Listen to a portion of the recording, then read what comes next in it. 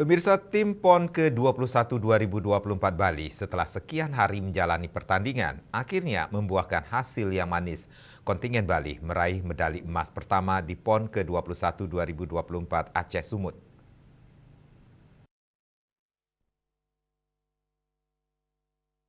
Pada Jumat 6 September 2024, medali emas perdana itu diraih oleh tim balap sepeda. Atlet balap sepeda putri yakni Sayu Bella Sukmadewi yang menyumbangkan prestasi tertinggi tersebut. Pelatih tim balap sepeda PON Bali Iketut Sudanayase yang dikonfirmasi dari Denpasar mengatakan emas tersebut diraih di nomor MTBXCU Cross Country Olimpik Putri. Selain Sayubela, perak juga diraih atlet Bali lainnya atas nama Ida Ayu Manik Laksmi Dewi.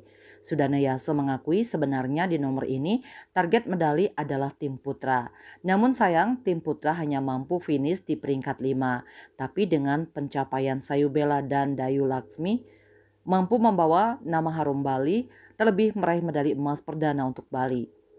Sebelumnya, tim balap sepeda PON Bali mengoleksi medali perunggu yang diraih pada Kamis 5 September 2024 di nomor relay campuran. Praktis, saat ini balap sepeda sudah mengoleksi 1 emas, 1 perak, dan 1 perunggu. Bali Post melaporkan.